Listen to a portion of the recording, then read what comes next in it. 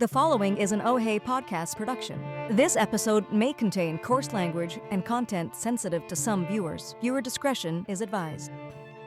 Welcome to our Downtown Eastside. I first want to start with a land acknowledgement that we're on the ancestral and traditional lands of Musqueam, Squamish, and Tsleil-Waututh nations. I also want to do an acknowledgement that we're having a show called Our Downtown Eastside Talks without Downtown Eastside residents. There are lots of dangers associated with having people on camera that are in the streets or in our SROs, and we're not willing to risk that for content. Today we have Kareem Alam. Welcome, Kareem. Thanks for having me on, Effie. Of course. Now, tell me a little bit, give a quick introduction to who you are. I'm just a person that causes a lot of problems. At least that's what my friends say, but that's not how I earn a living. I run a public relations firm. Most of the work that I do, actually, most people don't know that the last 15 years of my career, I've been working with Indigenous communities on economic development projects. It's given me an opportunity to travel the province. My business partner at my firm, Miles Richardson, is a former president of the Haida Nation. And a lot of the work we do is around governance, but also sometimes in negotiating some of these economic development agreements, sometimes with outside companies and sometimes with government. But I've also run about 40 political campaigns for fun. And that's the havoc-wreaking aspect of my personality, at least, again, according to my friends. Right. So why might you be not the most liked? What's that about? It's kind of hard to be liked and or disliked and lose campaigns. It's sometimes when you win campaigns, obviously the people that are on the other side aren't as happy about the outcomes of those campaigns. But I would probably say the last election campaign that I ran was the ABC campaign, and how the party started and where it's become or what it's evolved to isn't what I hoped for. It wasn't what I think a lot of other people had hoped for. And I think there have been some pretty destructive policies coming out of it. And I'm ashamed with my association with it. But we had a great result this weekend. And I think there's an opportunity to reverse some of those hurtful policies. Yes, getting Sean Oren was definitely a win for this issue. Sean and Lucy as well, too. Sean and Lucy, yes, yeah. Exactly. What did you think you were getting into with ABC when you took that on? So you to be clear, you ran the election. Yeah, I ran the campaign for them. The campaign, sorry. Yeah, I was a little frustrated with the previous council, so before Ken, mostly on the fact that there wasn't a majority on council. And so having that diversity of voices in City Hall was good, but also it lent itself to a very slow approval process on a whole range of things. I felt that to move things forward in Vancouver, we needed a strong majority. And when ABC started, it was meant to be a large, broad-based coalition, centrist sort of in its policy approach, but really lots of community input, but also evidence-based decision-making in terms of the policy-setting agenda. And when I looked around at the team and saw voices like Rebecca Bly and Laura Christensen and Scott and Brennan and Victoria, I felt that I was among a slate of candidates that were highly aligned with how I felt about things and highly aligned with the approach that I wanted to take. But since the campaign, it's not relied on its initial moral compass, which is to be centrist, balanced, thoughtful, evidence-based, and then also community, also taking input from community. None of that's happened. Not in any neighborhood in the city, not in the Downtown Eastside, and not anywhere else. And as a result of that, we've seen a vicious backlash against ABC on some of the more heavy-handed policies, particularly most recently on the decisions around supportive housing and the decisions with Barrage or whatever nonsense. Task Force Barrage, the nonsense name for a nonsense policy. Yeah. Did you have any concern? You said that you felt that there needed to be a majority. Did you ever envision this majority being a dangerous thing? I think majorities can be a good thing. And I think what had happened after the election is we saw the mayor's office centralize a lot of the power. And I think a lot of those voices on council became more and more silent. And we recently saw the departure of Rebecca Bly from from ABC, and there could be others. I don't think that that's a team or the policies that are being enacted by ABC are reflective of the values of people on that team. But ultimately, if you're still on that team, you have to be held accountable for the decisions you make. And I believe Vancouverites, with their voices in this by-election, fully intend to hold them accountable for those decisions. Right. When you started to associate with Ken Sim, what was your impression of him? Like, what made you think this is the right guy to hitch my wagon to? It wasn't so much Ken Sim as it was the rest of the entire team. And you never really make that decision just on one single personality. When you're running campaigns, you want to look at who the staff is, who's on the board, what are the names of the other candidates. And certainly some of the more progressive voices in that on that team were ones that I was familiar with, ones that I was comfortable with. I liked the approach of what we were doing on the election campaign in terms of lifting up a lot of different voices from different aspects of the community. ABC probably elected the most diverse slate of candidates ever. And I know that sounds Yeah, weird. I'm like, I don't know about that. But along racial lines, around sexual preference, around among a lot of different income demographics, it was a very, very diverse team. We elected the first Chinese mayor. We elected the first Mandarin councillor.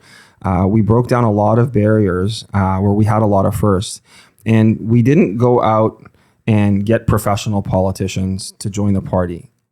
With the exception of Sarah, Rebecca, and Lisa, everyone else that joined ABC had never been involved in politics before. We deliberately went out into community to find people who had different backgrounds, different experiences.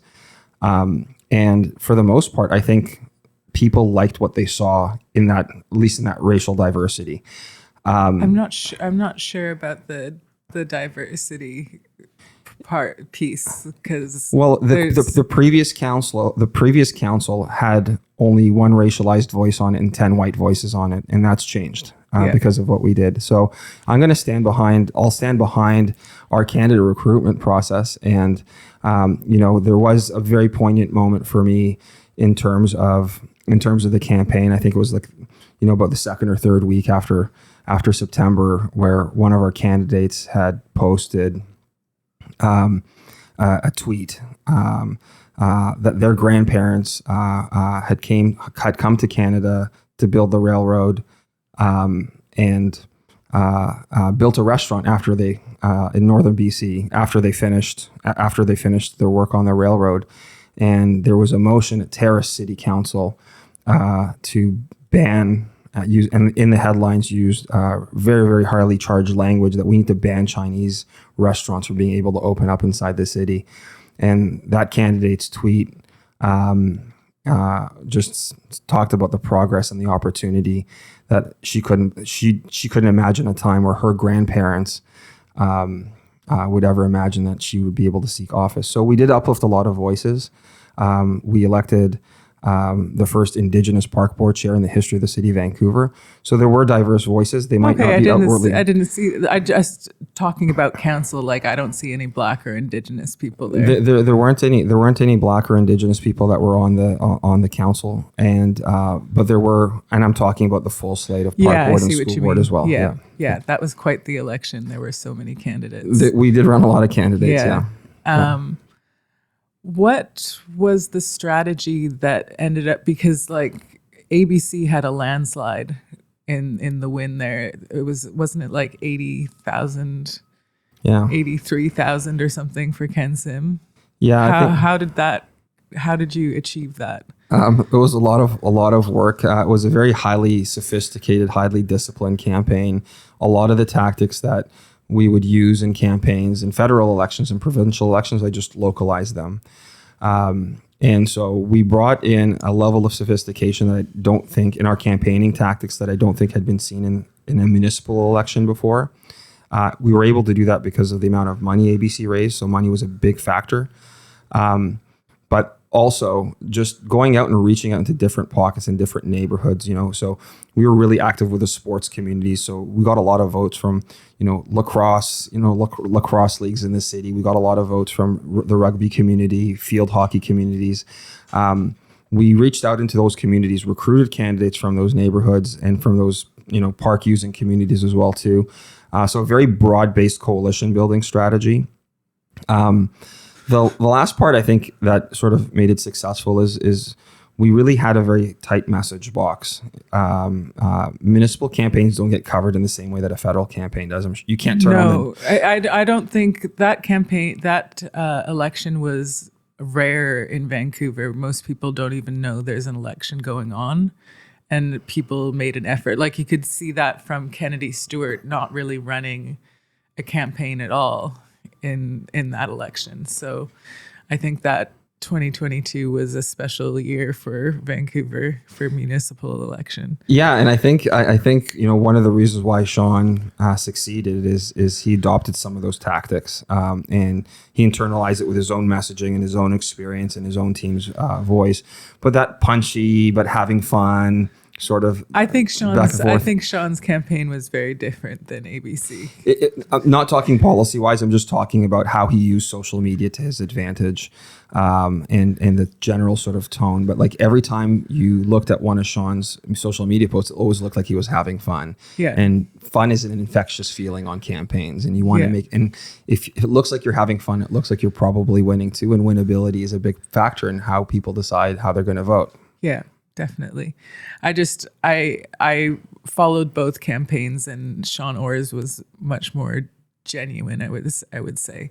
Like maybe like on the activity of having things every day, but I would count them very different. Oh yeah, no, absolutely. Like the tactics that I was talking more about the tactics rather than the actual the actual policy that came out of it. It was very genuine, it was very authentic to his brand. But he had a good plan. He really put a nice sort of fun, accessible spin on his historic message of class warfare. He had a very, very accessible way of talking about how he disagreed with what was happening in terms of Operation or Project Barrage, or whatever it's called, Task Force Barrage.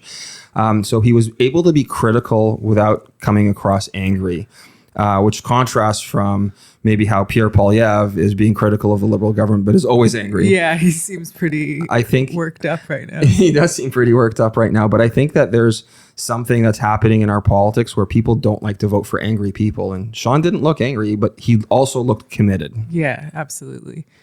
Now, part of that campaign for ABC back in 2022 was 100 cops and 100 nurses. What was your part in that? I helped architect the policy. There were a few things that I had experience with. I used to work for Fraser Health, and I had familiarity with their HEART program and their CAR 67 program. 87. It's 67 in Surrey. Oh, it's 67 in Surrey. It's called CAR 67 I didn't in know Surrey. that. And so it was a similar program to the CAR 87 program. And we started seeing this CAR 87 program start to go just expand all over the world. They use it very well in Sweden and Denmark. But it wasn't just about CAR 87. It was all about the other joint coastal health VPD programs. So at the top level, you might have 2 police officers go out to a call. Then you might have, at a lower level of intensity, you might have a police officer and a nurse. And then you'd have teams of social workers and nurses working together where maybe a police officer was nearby if they felt in danger. And then at the bottom, we also campaigned on peer groups as well. So there was a continuum approach. And the aim of the policy was we need to drive away more phone calls from the VPD. And we needed to divert phone calls away from people reaching out instantaneously, every time they saw something, from calling police. We wanted to saw something in terms of a mental health call? A mental health call or whatever it was. Police is not the answer for every single intervention.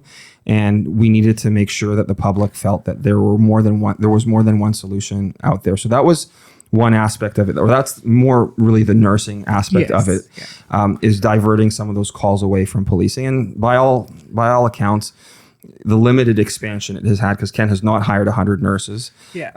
The limited expansion has actually reduced some of those calls. On the 100 police side, I was actually concerned about a few things. One is the number of police officers Vancouver had in 2010 was about 1,400. And the number of police officers it had in 2022 was 1,400. So it hadn't grown. And what you'd actually seen was the number of overtime hours that the police were having were going up. And my concern is I don't want to have a bunch of people walking around with guns working while they're tired. And I wanted to reduce those overtime hours that police were logging, because I thought that was an indicator of potentially bad outcomes. Overtime is a concern. They're human beings. They get tired, and people don't make the best decisions when they're tired. So I wanted to make sure that when those police interventions did happen, it was happening with people that were arrested, not people that are working on overtime. Right. And what other reasons did you feel that we needed more cops? That was it. There was really nothing more behind the strategy than the background in healthcare that I had. And I acknowledge that, the background I have in healthcare, healthcare is a place where there are a lot of systemic injustices, and healthcare isn't necessarily always the best solution. And that's why peer responses sometimes are good. And I acknowledge that there wasn't a lot of Indigenous consultation, particularly urban Indigenous consultation in our platform. But I think when we went to Coastal Health after the election, they incorporated urban Indigenous consultation in how they eventually rolled out that limited expansion of the programming that we campaigned on. But that was it. There was a misconception that, I was gunning for the Downtown Eastside, or we were coming after the downtown. It wasn't about the Downtown Eastside. It was all about overtime. Okay. Well, it has resulted in a hugely increased presence in the Downtown Eastside. What do you think has gone wrong with this initial message or want? Like, how did we get from overtime to people getting arrested for nothing, or it's 10 cops showing up for... I just witnessed over the weekend on election day, someone vandalized a car and about 10 cops showed up with guns pointed in Mount Pleasant. How do we reconcile that? Well, again, I'm not happy with the direction ABC has taken since I've left, and there's been an almost Trumpian approach to how Ken and the team around him have approached policy setting and policy making. Task Force Barrage is not going to make anything better. It's only going to make things worse. It's going to dislocate people. It's going to intimidate people. And my challenge to the VPD is to take a more community-based approach, build relationships in community. But rolling in with guns into a neighborhood for car vandalism is just not acceptable. It is not an acceptable way to engage with a neighborhood and a community. It deserves much better. I've recently joined the Van City Ops board. I've been spending a little bit more time in the Downtown Eastside learning. And I'm still at the beginning of my journey. I've got a long ways to go, but I'm committed to it.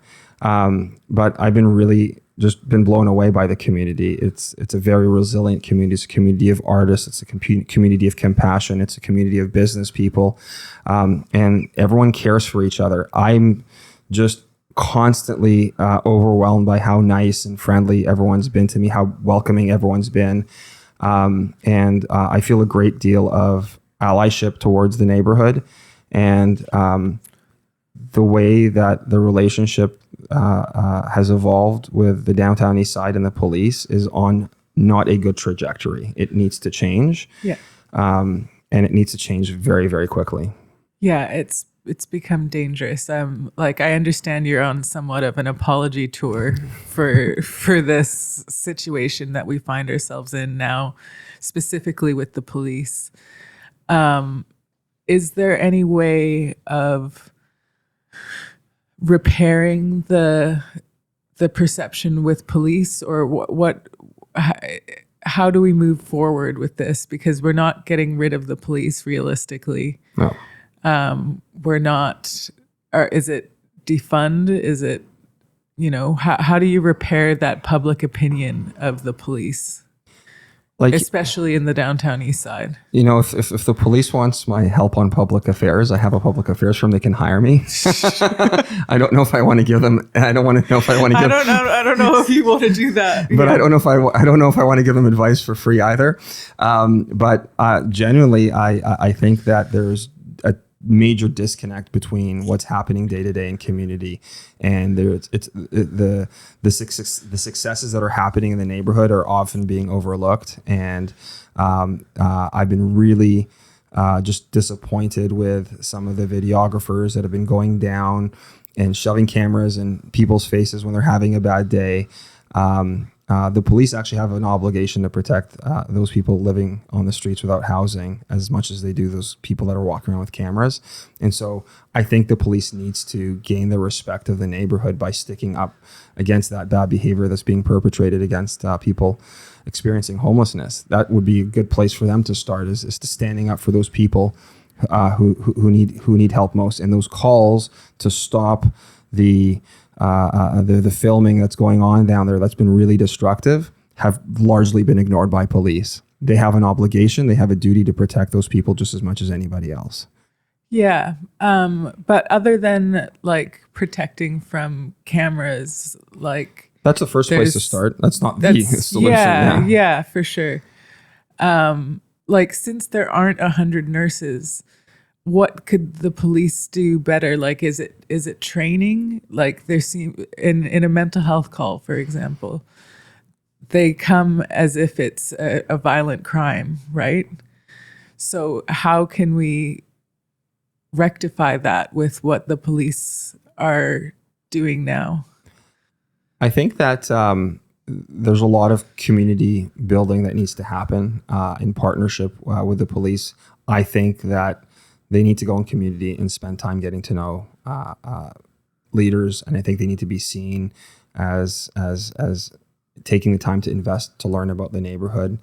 They're not doing that. 20 years ago, I think the VPD did a better job of community relations, and I think that's an account that I've heard from different leaders in the Downtown Eastside or not-for-profit leaders in the Downtown Eastside, that we used to get people coming in and talking to us just generally, hey, how's it going? What's happening?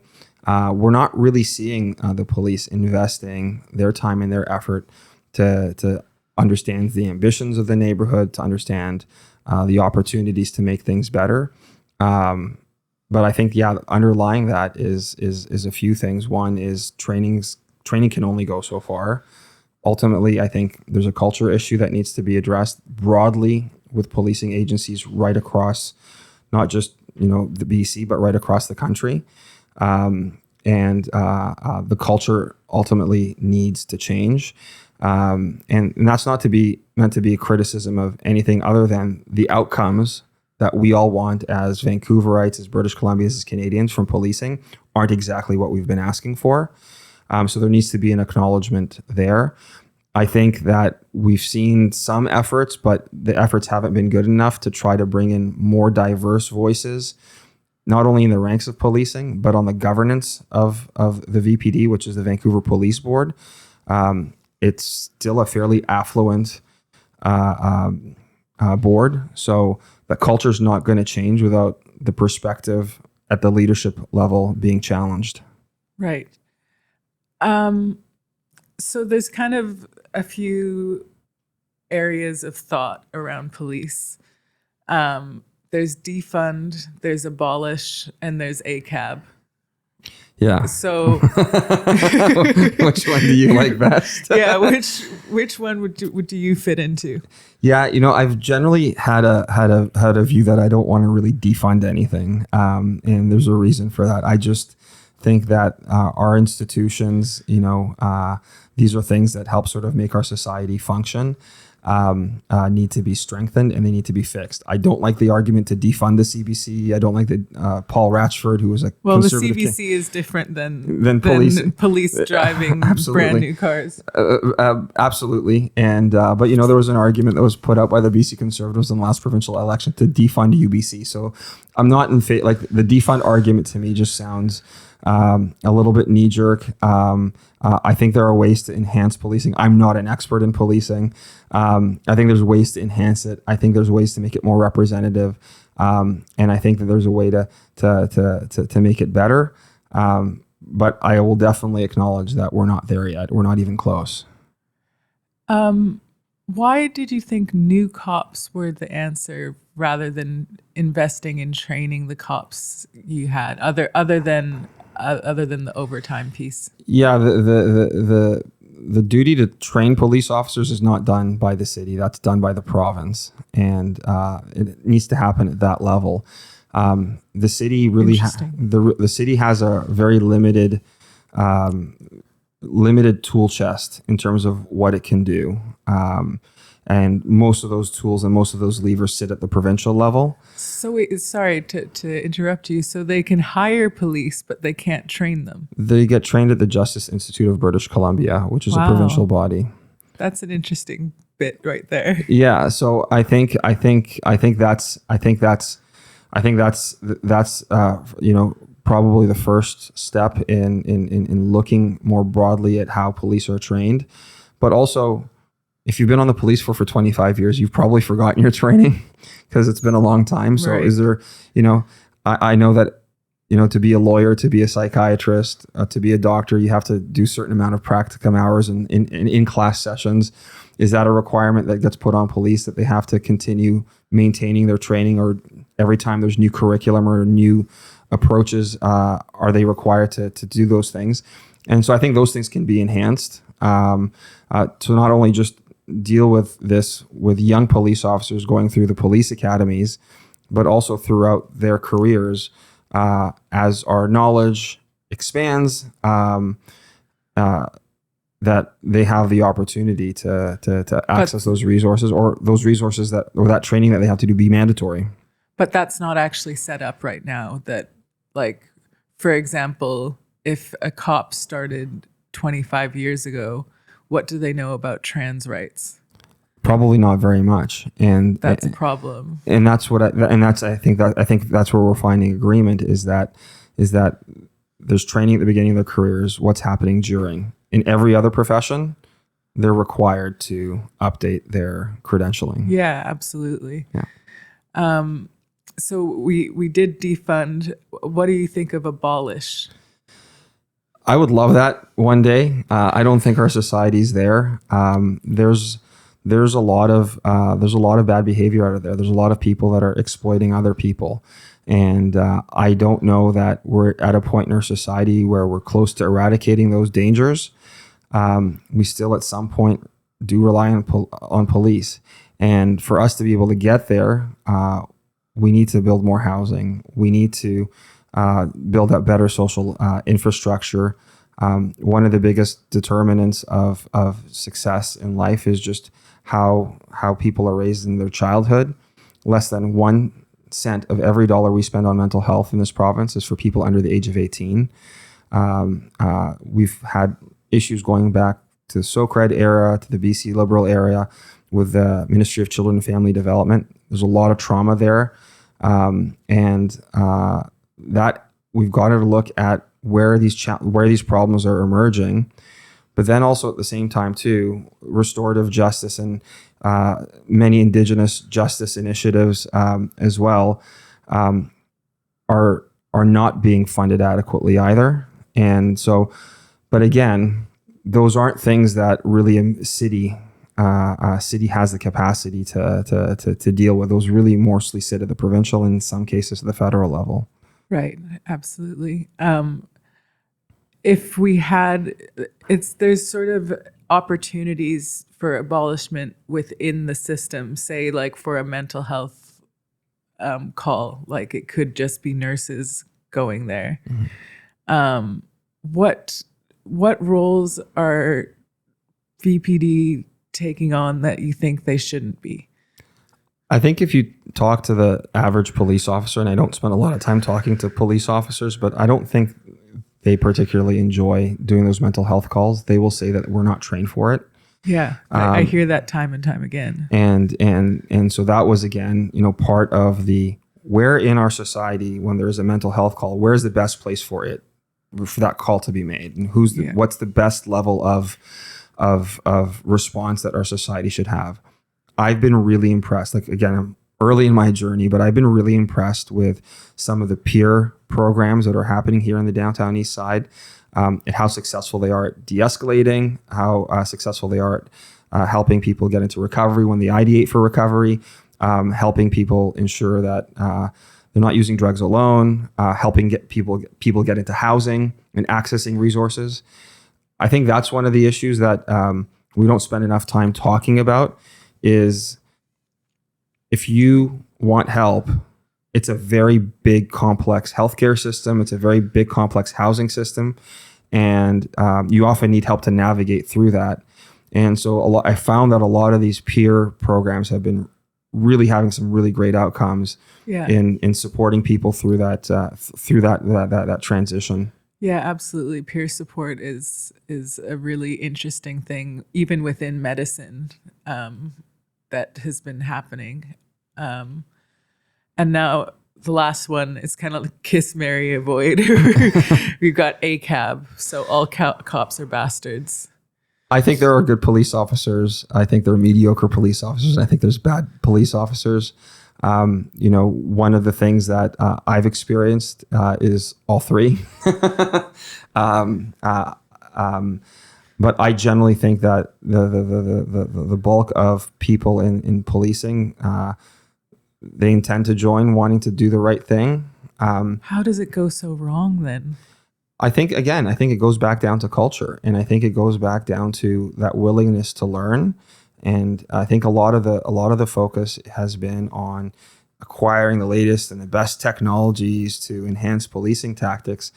But if we go back far enough into history, what we learned is when police have a good relationship with community, where it's a productive, healthy relationship, where there's mutual understanding and cooperation, that gets the best outcomes. But right now, I'm going to be very, very, very frank. It is a very combative, unproductive, unhealthy relationship. And whose responsibility is it to fix that? The people on the Downtown Eastside, or the people making $130,000 a year wearing uniforms and guns? The responsibility. Is that what they make? Wow, no wonder people want to be cops. Yeah, it's well, I don't know that they all make that much, but certainly when you get to that sergeant level, if you see 3 stripes, that they probably make more money than you. Yeah.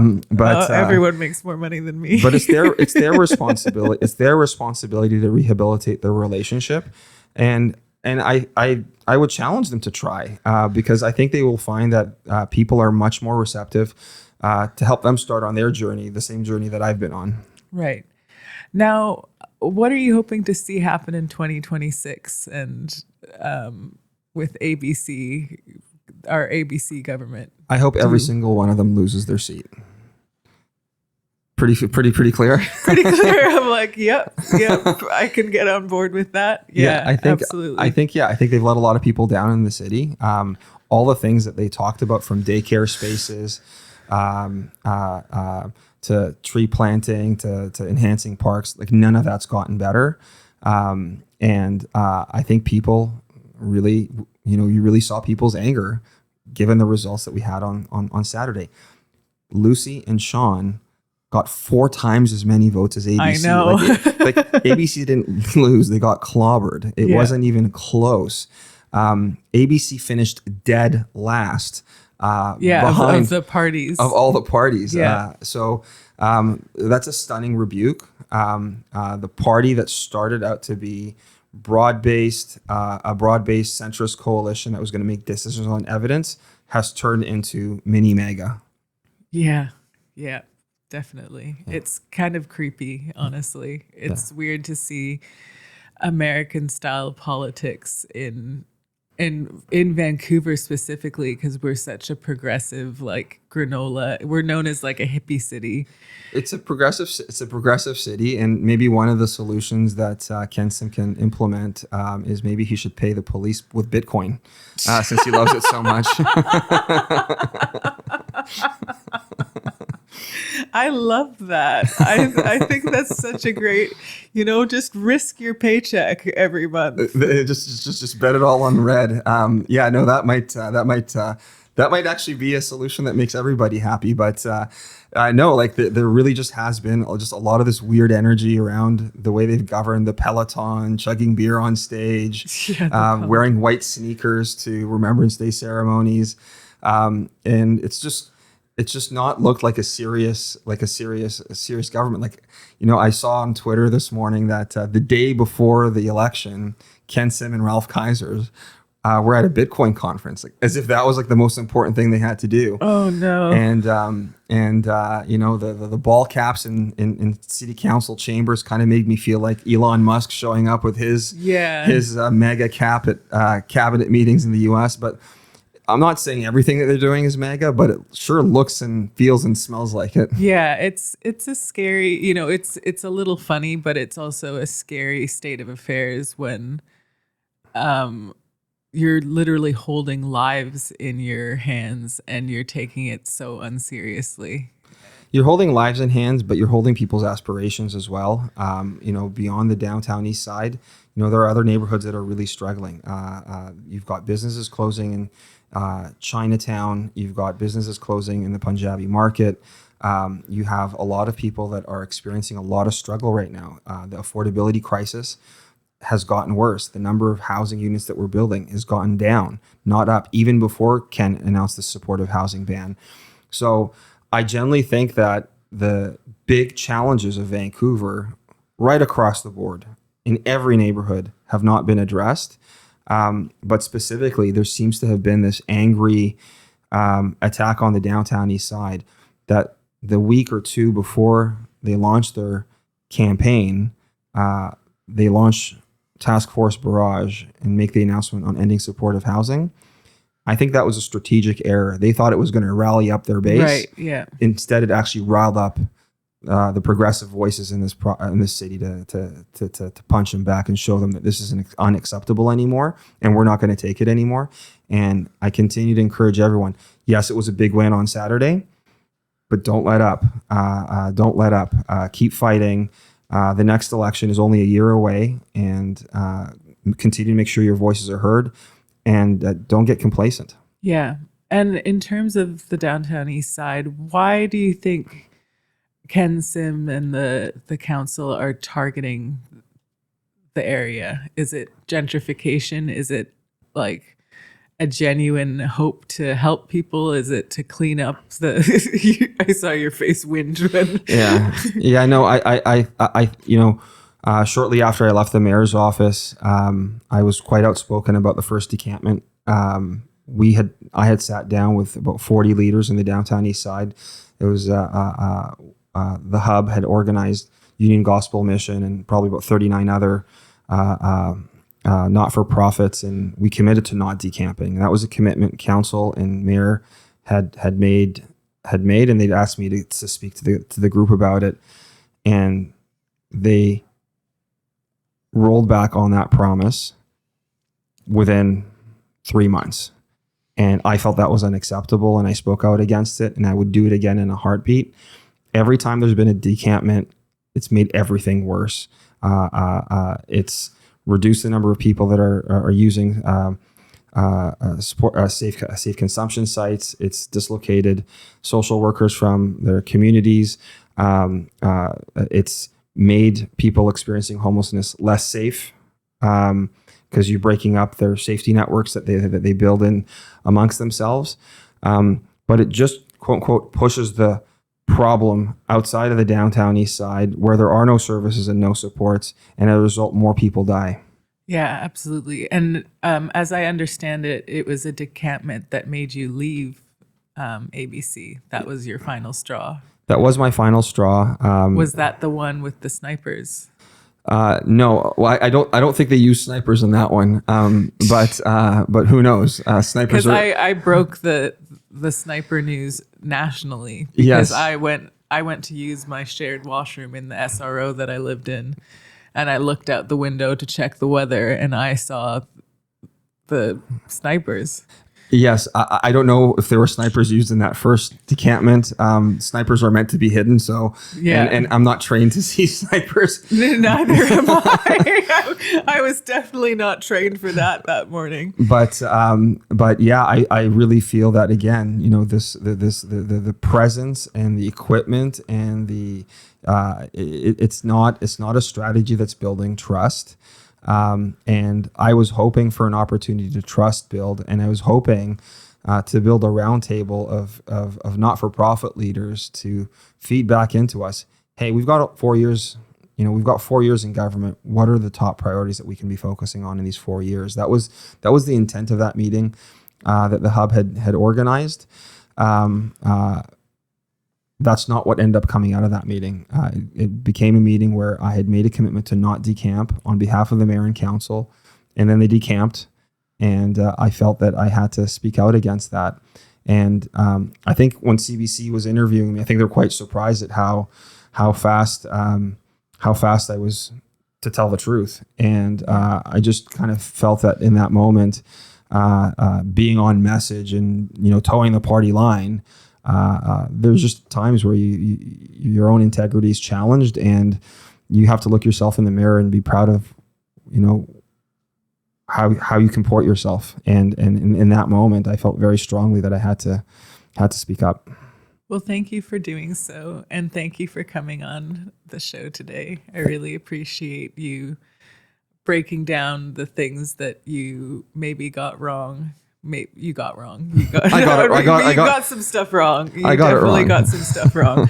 But I appreciate you coming on to discuss that. And yeah, thank you. And thanks so much for the opportunity to share and to give me that platform to try to sort of reconnect with the neighborhood. And yeah, it means a lot to me. So thanks for having me on. Thanks, Kareem. Thank you for watching our Downtown Eastside.